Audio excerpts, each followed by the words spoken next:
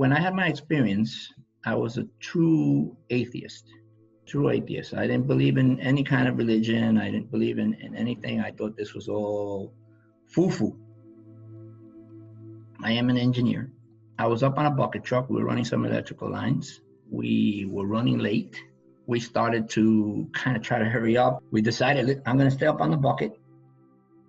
We're not going to go up and down. And you just be careful with the trees and navigate delicately. The guy that was with me, my partner, was more worried about electrocuting me up on top. So he was more worried about looking up, and he just kind of bumped into a tree. I hit the bucket and I broke all my ribs on my right side.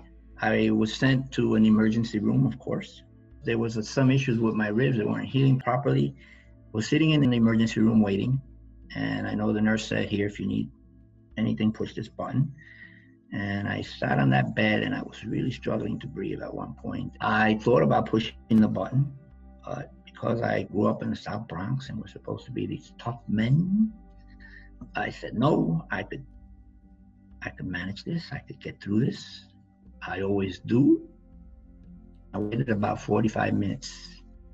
And when I finally pushed the button, the nurse came in and she just looked at me and she just hit the cold blue. That was the beginning of my experience of dying. And I had a series of emotions because I was suffocating, so it was kind of slow. I'll tell you what my first emotion was. When everybody ran into the room, my first emotion was shame. Just stripped me down so quickly that I just felt shame.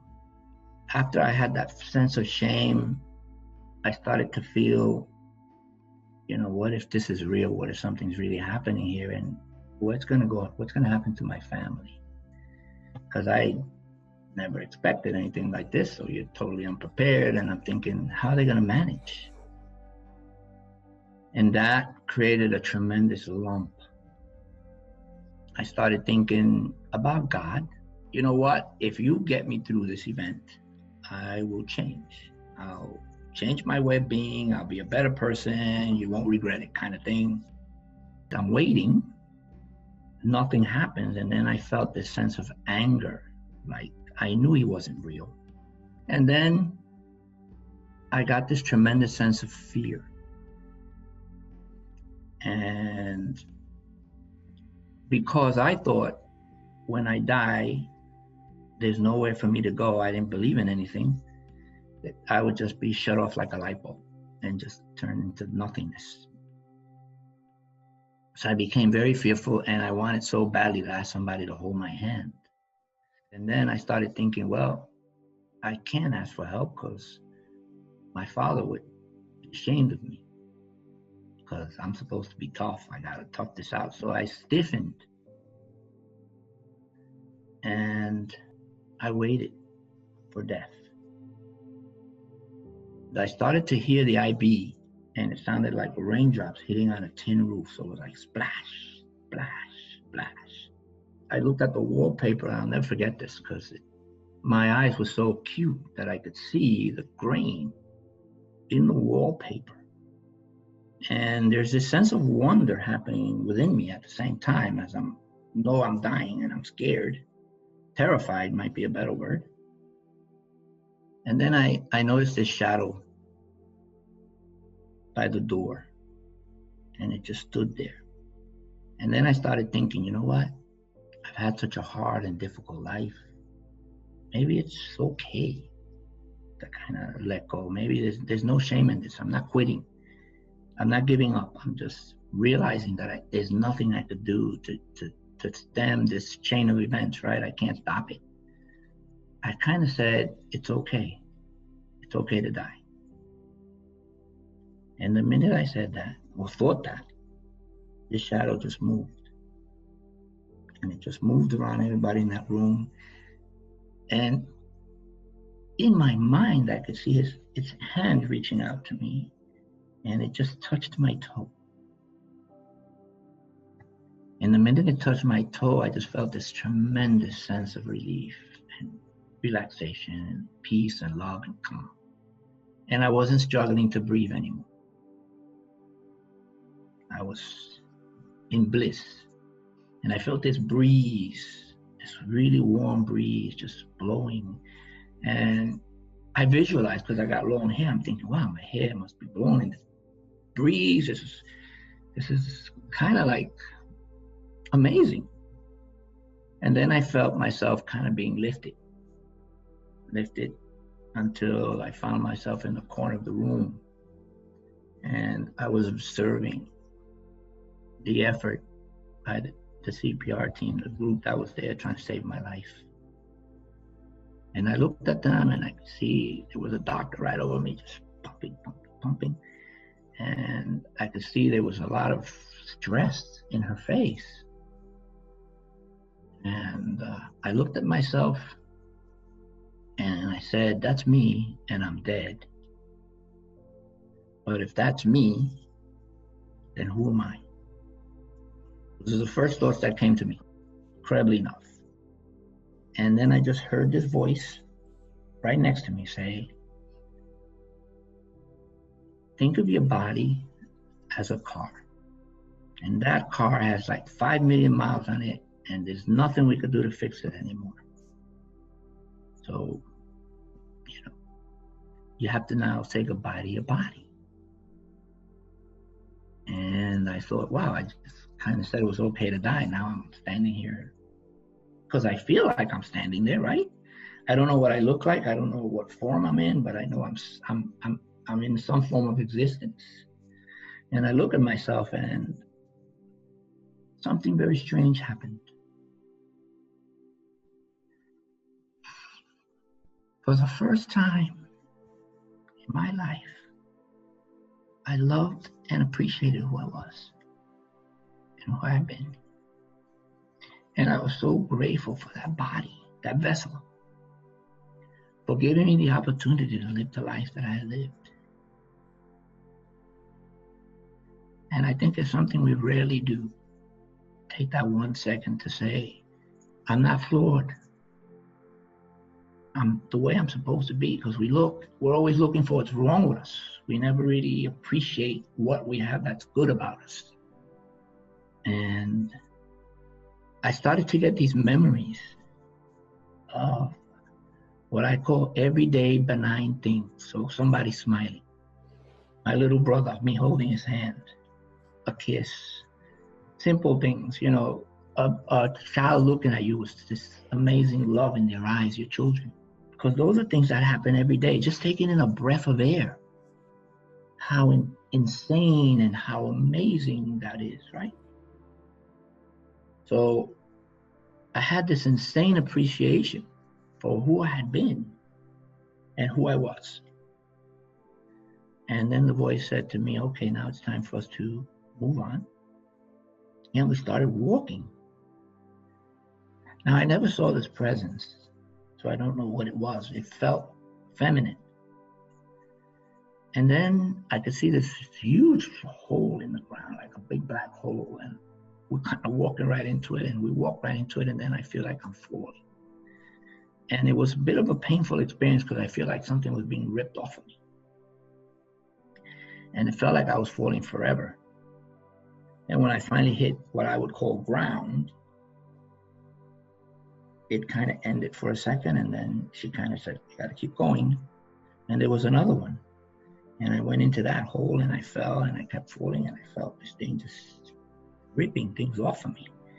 When I hit the bottom, the first thing I saw was this mass of color. And the color was just moving, and it had so much life in it that I became instantly amazed. My expectation when I died was that I would encounter nothing and become nothing. Now I'm beginning to see things that were mind-boggling in the sense that this color was alive. It was living, and it was moving, and it was talking to me, and it was talking to me like millions of voices. So it sounded like chatter, like but somehow there was some kind of comprehension happening at a level that even there I couldn't really understand. And then they just opened up, and I saw this amazing forest. Now, I grew up in New York City, so that's, to me, quite striking, because I saw these mountains, and I could see this the shadow that the clouds make on the mountains, and they were so dark and contrasty. And I could see these wild herds of animals just running. And I found that I was kind of hovering. I saw this amazing vista, and I'm looking up and I'm seeing that mountain, and I'm realizing that I'm flying. So I said, oh my gosh, I'm flying.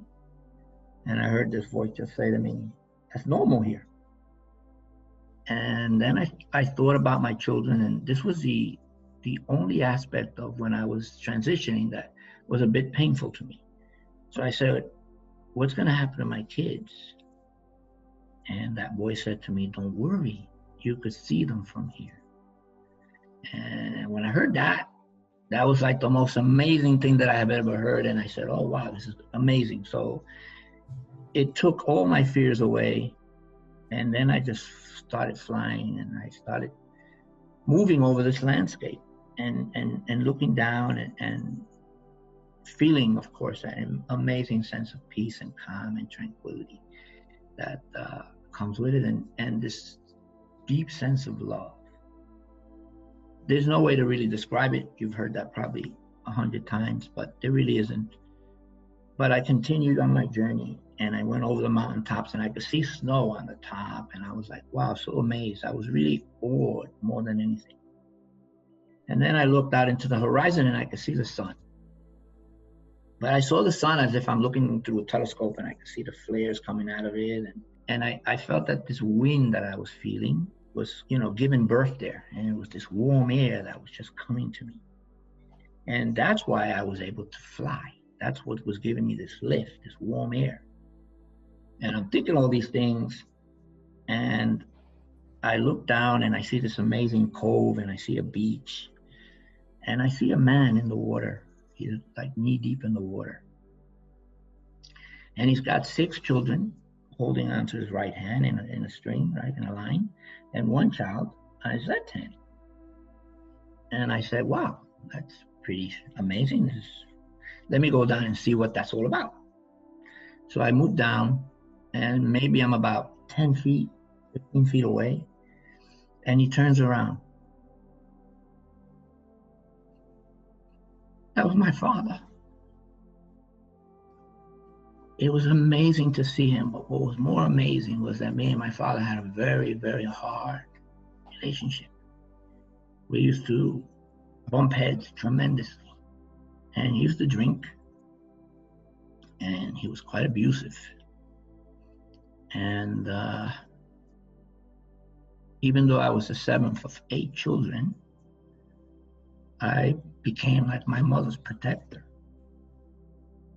And so we had a lot of clashes, and I don't ever remember saying to my father in life that I love you, or he to me. And his ways were very strict. So we couldn't hug. That wasn't what men do. It was like he had this image of men being like empty, without a soul, without feelings, wow, what an opportunity to say to my father what I could never say to him in life. And so we had this exchange that was very emotional to me. But I understood that he loved me. And I think he understood that I loved him. So it kind of reunited us in a strange way. Not only did we meet there, but from a more spiritual perspective, we became one.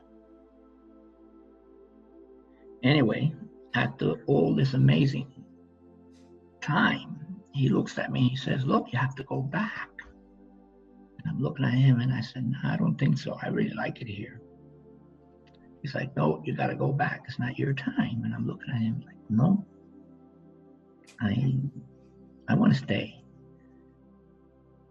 And then I felt this tugging, like in my chest, but coming from my back. And I started being pulled. And I went back into my body.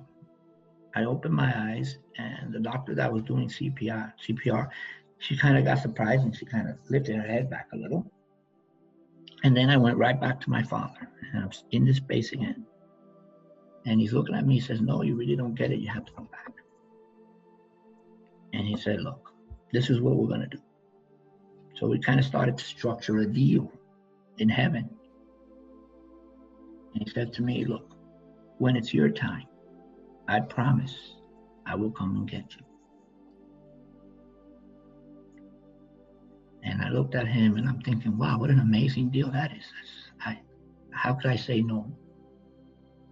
And so I accepted that and I went back. When you have your experience of dying, you get this interconnectivity. You feel like you're connected to everything. So that sense of oneness is really profound. When you come back into your physical body again, you feel that sense of separation. So there's something about being in body that makes us feel like we're independent of the rest of the world. It's really soothing, eye-opening, and it's very calming. It's a calming feeling that it permeates through you to know that everything is as it should be, in a sense, right? Everything's working towards a goal, and that goal is well beyond what we may ever know, but it's still doing it.